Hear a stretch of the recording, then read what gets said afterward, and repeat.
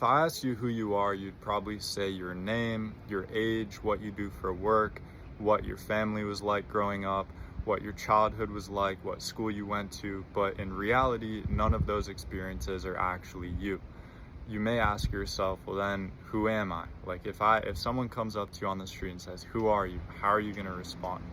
Well, the answer is the real you is whoever is experiencing whatever you're experiencing right now. It is consciousness, what you're aware of, what you're feeling, what your fucking butt is sitting on right now, what you taste in your mouth, what you smell, what you hear, what you feel inside your body right now. That is the real you.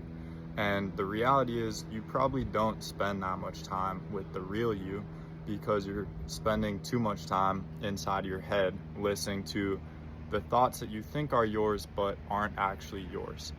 All humans are born with a brain that is extremely programmable from the time we're a kid.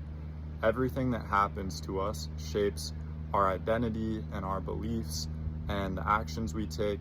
But in reality, as scary as it sounds, none of those are actually you or who you are.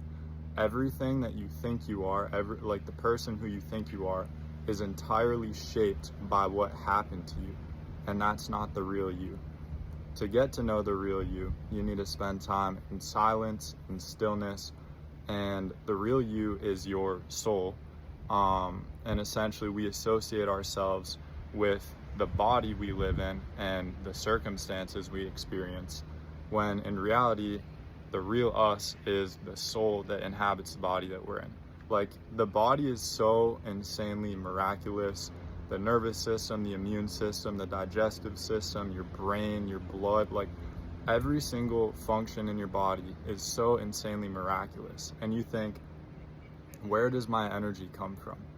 It doesn't come from just eating and sleeping. Like, of course, those are the main like material sources of energy, but how do all these functions actually occur if it weren't for the real you, which is the soul? And you've probably hit a point in your life where you're locked in with your diet, you're getting good sleep, you feel like you're doing everything right, but you just feel kind of out of it, you feel low energy. And there have probably been other times where you don't sleep much at all, you kind of eat bullshit, you DoorDash, but you wake up full of energy, you don't want to go to bed because you're so excited to build. That's because you're doing something that truly fuels your soul. So spend more time in silence and stillness to like get to know who you actually are. And if you do know who you are, stay true to that and take action on the real you and spend time with your